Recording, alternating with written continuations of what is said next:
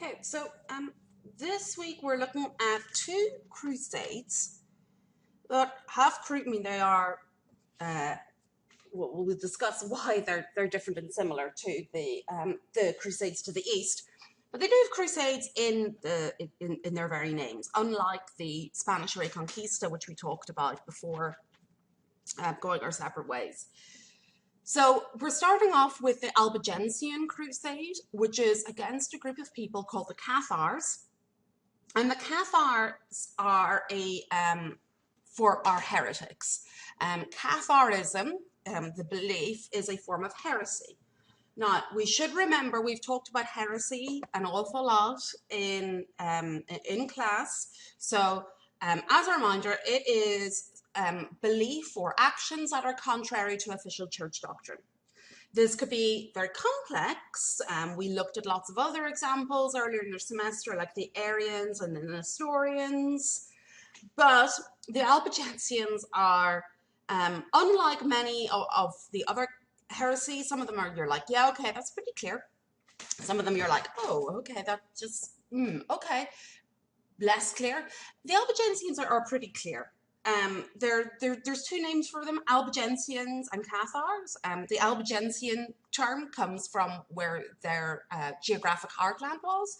That is Albi in the south of France. So this reflects where they were based, in the south of France. This is where they were particularly well focused, but they were present elsewhere outside the south of France. Part of what they were doing was looking for reform, and we discussed how heresy and reform can get tangled up together, and it can be pretty hard to distinguish from one another.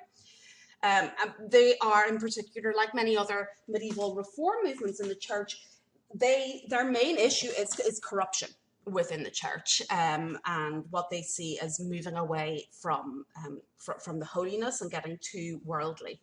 Their origins are pretty unclear. They share some similarities with a lot of really, really old heresies, and then it seems to be sort of like a weird just came out of this part of France, which always was pretty independent-minded.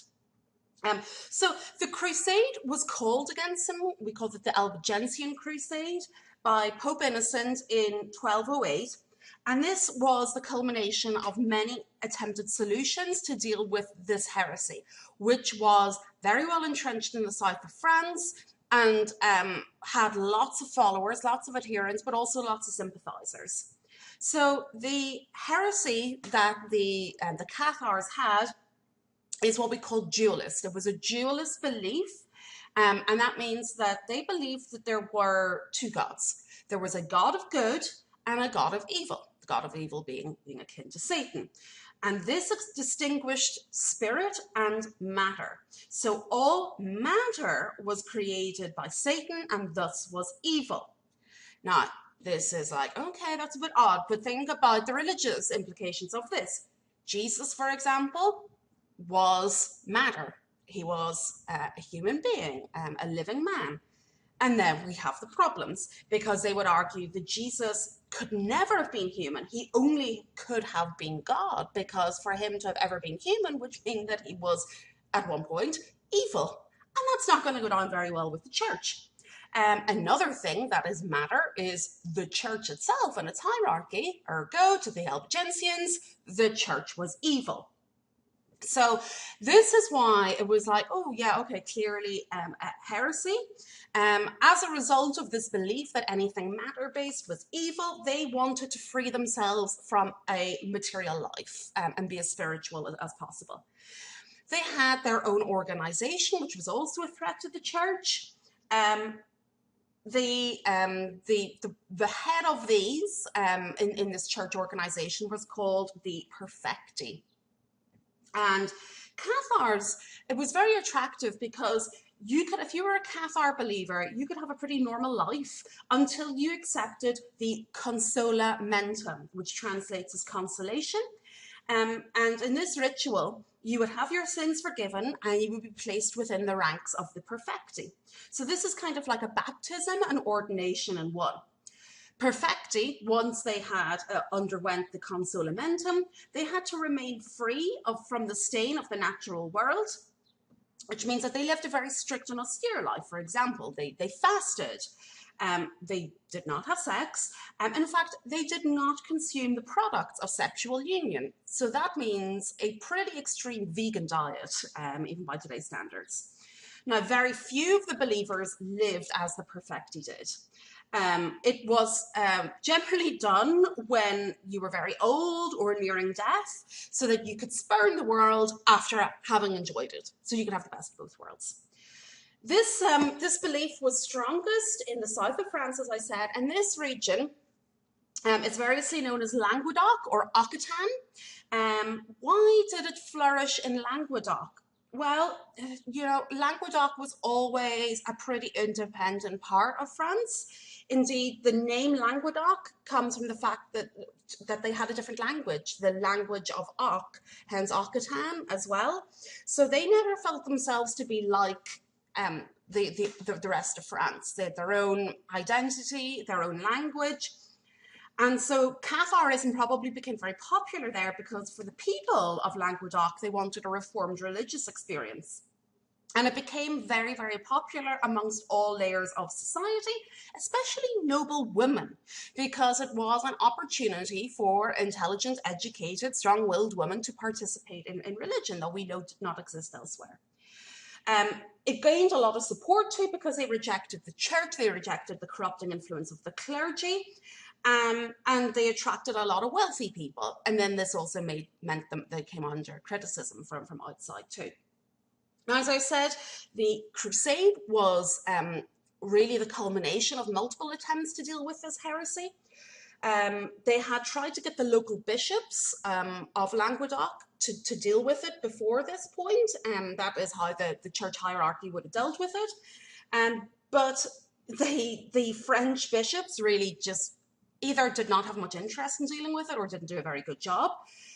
So this actually meant that Catharism had spread beyond its heartland in Languedoc into northern Italy and also into Germany. But it was always strongest in the south of France because it had the backing of a lot of powerful people who, even if they weren't members of the church of Catharism, they tolerated it. They then, after the French bishops failed, they sent papal legates to deal with it, and they had failed. For example, Peter of Castelnau, he was there for 5 years and he completely failed. And a lot of that was due to Peter of Castelnau's personality. To even the local priests and bishops, they thought he was a real sanctimonious, brown-nosed little monk. They really hated him. So even those who were like in the church and trying to reform and get rid of Catharism locally hated the papal legate. To the people, oh, they really hated him. They saw him as representing an unwelcome foreign intrusion into their local politics. And he was so unpopular that he had to flee on multiple occasions because the locals kept threatening to murder him. So how does this fit in with the Crusade chronology then? We're stopping here and having the Albigensian Crusades at this point because it's roughly within our chronology that it's after the Third Crusade. It's happening around the same time as the Fourth Crusade. So the Pope calls for this 1208, 1209, and heresy is on the rise at this time, especially between the East and the West. So the next video is going to talk about the Northern, which is kind of a bit earlier and a bit later too. But we are talking about the two of these together and starting with Albigensian Crusade because A, chronology, but also this week we're looking at examples of crusading that has been brought west. These are, and this is something I want you to contemplate and discuss in your flip grids and your questions, is this an example of more politicized crusading, that we've moved away from the religious motivations and more to political motivations? So why was crusade called on them? It seems pretty extreme, doesn't it, to call on the south of France? It's a pretty heartland of Western Europe. Well, they were heretics. Remember how much they hate heretics. Also, it's not just heretics. It was a heresy that was spreading. And therefore was very, very threatening to the church. Also, they were getting very riled up because the missionary activities like that led by Peter of Castelnau were not at all effective. So they weren't making any headway against it. Instead, despite their best efforts, it was still spreading. Then Peter of Castleknock was killed. He was assassinated. The suspect, who may probably, no doubt did not do this himself, but could well have charged somebody to do it on his behalf, was Count Raymond of Toulouse. Now, Raymond is the popular name for the Counts of Toulouse. Indeed, we've encountered Counts of Toulouse before called Raymond. So Raymond is suspected as being behind the assassination of Peter of Castleknock. And with this happening, this is taken as being a direct attack on the Catholic Church and its teachings. The other thing is the local politics. Society and culture and identity in Languedoc was already very independent. The Count of Toulouse reflects this. The position of Count of Toulouse politically was really quite free. Usually in France, or at least at this time, they were increasingly, the lords were owing the King of France homage and being the vassal of the King of France for their lands. Obviously, over in the west of France, the English king still held a lot of land there because of Eleanor of Aquitaine. And this means that the Count of Toulouse, because of his location, kind of benefits from having lots of lords. He holds his land and owes his lands to multiple kings. And the Counts of Toulouse have got very, very good at playing these kings off one another. The King of France is the one who wants to be the only king who's the Count of Toulouse's lord, and therefore the fact that the Counts of Toulouse are pretty good at playing this politics game is he's not happy with this. It means that this fief of Toulouse is very politically disorganized as well. The other thing that draws attention is that this is a very wealthy part of the world. There's a lot of nobles here, can support a lot of wealthy people, a lot of prosperity, and the fact that a lot of these people have joined Catharism is viewed as being a really bad thing for French society as a whole. Now, Count Raymond of Toulouse, he was not a Cathar, but he did support it. He was very open in his toleration for Catharism. Okay, going to pause here, and now I'm going to have you answer a question, and the question is, how similar and different is the Crusade to the Albigensian Cathar Crusade compared to the Crusades to the Holy Lands?